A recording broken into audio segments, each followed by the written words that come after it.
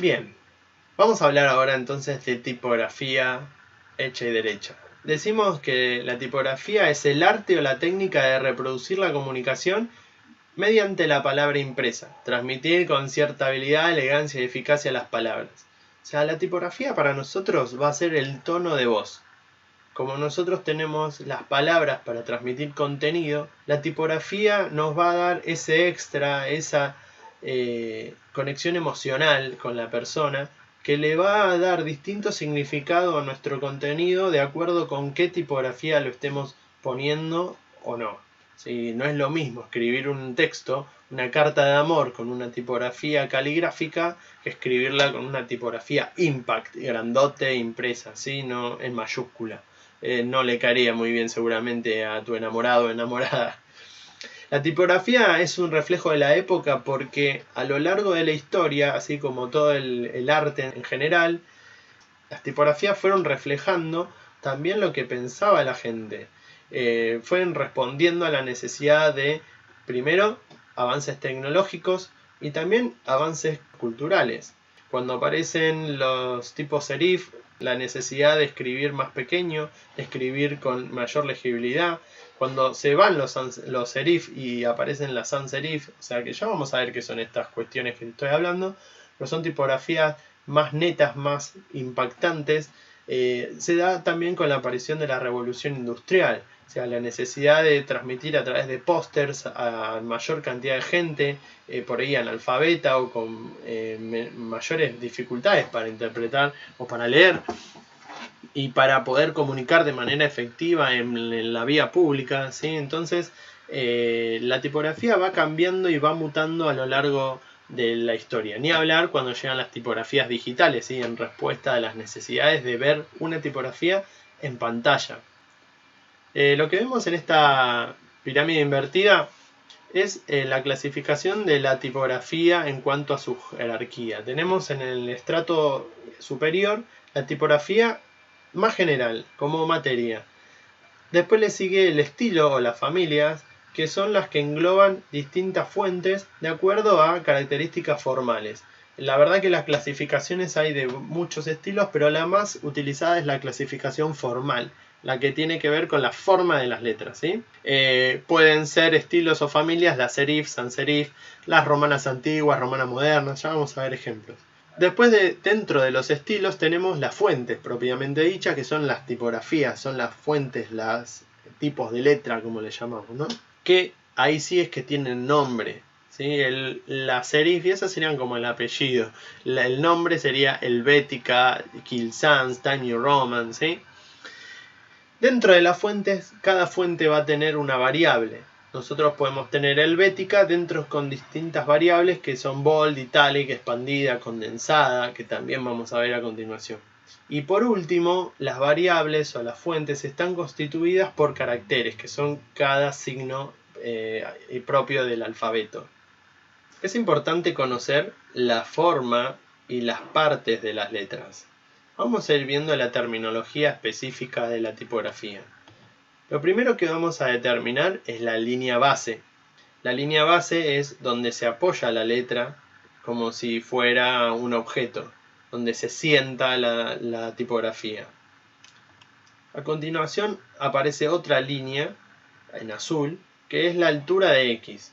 Esta línea, que es la altura que se da entre la línea base y esta nueva altura, es la que determina el cuerpo de la letra. Fíjense que todas las letras, ¿sí?, están comprendidas dentro de estas dos líneas. Por supuesto, no estamos abarcando lo que después vamos a llamar ascendentes y descendentes. Se llama altura de X porque la X precisamente no tiene ni ascendentes ni descendentes. Está dentro de estas dos letras. Dentro de estas dos líneas. Como pueden ver, hay algunas letras que tienen trazos que ascienden por encima de la altura de X, que se los llaman trazos ascendentes. Ahí estamos marcando el ascendente de la H. ¿Sí? Esta línea es la que nos marca, si tenemos otro componente, la línea de ascendentes, hasta dónde llegan los ascendentes en esa tipografía. ¿Qué letras tienen trazos ascendentes?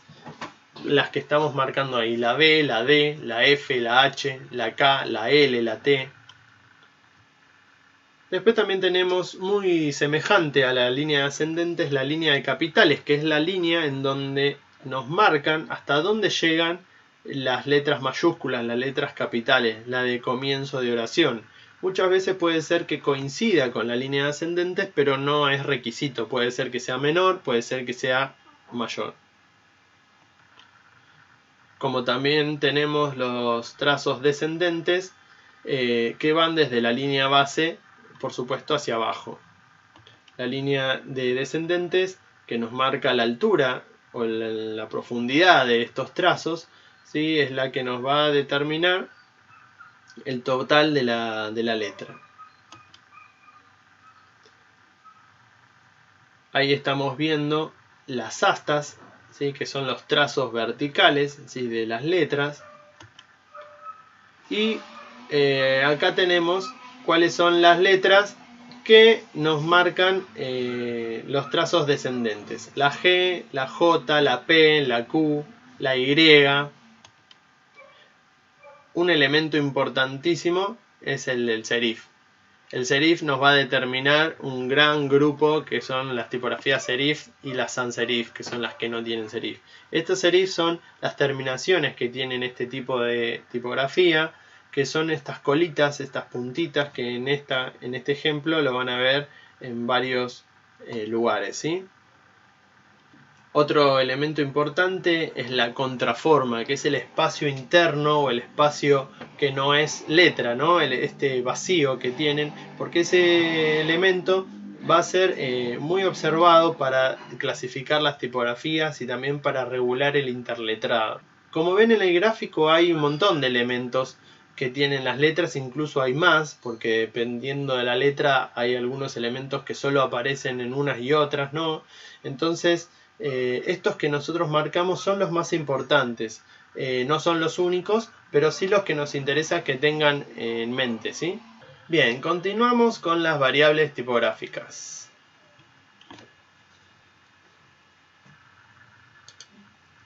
Las variables tipográficas, como lo vimos en la pirámide, son variables, valga la redundancia, de una fuente. O sea, una fuente como puede ser la helvética puede tener distintas variaciones. Las hay de diferentes tipos. En este caso la que vamos a ver es una variación de peso. ¿El peso de qué? Peso visual. O sea, lo que nos determina el peso visual de una tipografía es el grosor de sus trazos. Fíjense como acá podemos tener en una misma letra, de una misma fuente, una variable de peso muy finita, una extra light, ¿sí? Que tiene un trazo muy angosto. La regular, que es la normal, está en el medio, pasando por una light hacia una bold y una black. Esto puede tener las variaciones de grosor que el diseñador decida realizar realmente. Puede haber una extra black, ¿sí? Una bold, una medium. Puede haber como una gama de tonalidades, no digo infinita, pero con muchas variaciones. Y eso por supuesto nos va a dar distintos recursos para poder generar jerarquías de texto, para poder crear distintos tipos de encabezados, de títulos, de lo que uno necesite. Lo que ven acá es un ejemplo de una tipografía que se llama escala y muestra en la primera columna cómo es la tipografía normal, en la segunda columna cómo es la tipografía engrosada artificialmente y en la tercera columna cómo es la tipografía bold real, ¿sí? En este caso la escala bold. ¿A qué nos referimos con engrosamiento artificial? Muchas veces nosotros nos encontramos con nuestros diseños que queremos generarle una variable de grosor a nuestras tipografías y no tenemos la fuente necesaria. Entonces, ¿qué se hace? Hay gente que al no saber le da un contorno a nuestra tipografía, pero ¿qué pasa? El contorno es un contorno uniforme, un contorno que se engrosa la letra de toda la circunferencia, todo el borde de la misma manera, y realmente cuando uno hace una tipografía, cuando un tipógrafo hace una tipografía con una variable de peso, no lo hace de esa manera. Lo hace de una manera óptica, una manera en la que los pesos visuales se respeten, en los que los elementos, como pasa con la B, donde hay un elemento abierto, no se termine cerrando, donde la gota de la G no termine siendo como un punto negro, porque imagínense esto en tamaño pequeño, no se va a respetar el agujerito o el espacio que tiene en ese lugar. Entonces, acá lo que muestra es cómo no se debe hacer o cuál es la diferencia cuando una tipografía se engrosa de manera artificial, de manera errónea, ¿no? Bien, la siguiente variable es la variable de inclinación. La variable de inclinación es lo que nosotros conocemos comúnmente como cursiva, pero que en realidad se la llama itálica. Fíjense que la tipografía itálica, cuando uno la aplica, cuando uno elige esa fuente, hay letras que cambian. Nosotros la podemos ver en este caso con la A. ¿Sí? La del medio, que es una italic, como dice ahí, es una tipografía que simplemente se la inclinó. ¿Sí? Se la hizo artificialmente la inclinación. En cambio, la rosario gris itálica, como dice ahí, la tipografía cambia. Fíjense que la A se modifica. Obviamente se modifica la inclinación, pero también se modifica la forma de la letra. Vamos a ver en este ejemplo cuál es el normal. El del medio es una inclinación ficticia y la de abajo es realmente una itálica. Fíjense que podemos encontrar diferencias en la E, que cambia su forma, la T también cambia la forma, la A, como ya habíamos dicho. ¿Sí? Entonces, la tipografía itálica no es solamente una inclinación, sino que también cambian formas, porque lo que está haciendo la tipografía itálica es asemejarse a la escritura manual, la escritura caligráfica, ¿sí? Por supuesto, no es escritura caligráfica, pero rememora o homenajea en cierta manera a esta inclinación de la escritura manual. La siguiente variación o variable es la de ancho, el ancho de la letra. Nosotros podemos variar para condensar una tipografía o para ampliarla la tipografía, para expandirla. Acá lo que pueden ver es cómo una Myriad Pro Condensed es distinta si una Myriad Pro regular la condensan a mano, ¿sí? Las tipografías, así como las fotos, no se deforman. ¿Por qué? Porque fueron pensadas para un uso determinado y con formas determinadas. Si uno la deforma, lo que hace es alterar ese diseño y lo que está haciendo es que los trazos verticales se vean más angostos que los horizontales y eso va a crear una sensación muy fea en la fuente, se ven realmente muy mal, perjudican la legibilidad, el espaciado y un montón de cuestiones que no se pensaron de esa manera. ¿Sí? Uno tiene que usar la fuente como viene, se puede agrandar, se puede achicar, por supuesto, pero siempre proporcionalmente. El otro ejemplo que les decía es la expandida. Lo mismo pasa si nosotros estiramos la fuente, los bastones verticales van a quedar más gruesos que los horizontales por una cuestión de deformación y eso le va a conferir un mal aspecto a la tipografía, ¿sí? Acá en una variable de ancho pueden ver cómo cambia el tema de la tipografía, como si ustedes la expanden o la contraen, cómo se ve deformado, ¿ven? Como el texto que está abajo, en este caso, que está expandido, se ve muy mal, se ve deforme. Fíjense que esto nos puede servir para empezar a vislumbrar qué es una buena fuente y cuál no. Las tipografías que tienen muchas variables ya me da la pauta de que un diseñador estuvo atrás pensando un montón de cuestiones para poder generar distintas variables. No fue hecha rápidamente, no fue hecha al azar, no fue hecha en 5 minutos, sino que realmente ahí hubo un estudio, hubo un trabajo, muchas veces de años, para generar una buena fuente y que tenga muchas variables. Además, a mí me confiere una diversidad de recursos muy amplia.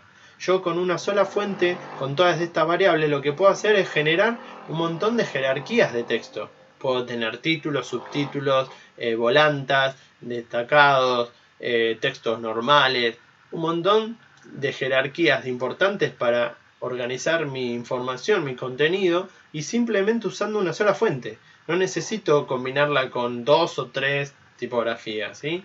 Igualmente se dice que las fuentes no necesitamos más de 2 en un diseño. Por supuesto, no estamos incluyendo las variables, ¿no? O sea, tenemos, por ejemplo, la Myriad Pro y la Helvética con todas sus variables. Entonces eso ya nos da cientos de combinaciones posibles. Lo que sí, las tipografías tienen que ser diferentes, ¿sí? Que aporten algo distinto. No voy a usar 2 fuentes similares. Igual yo les dejo un documento en Miel que habla de eso.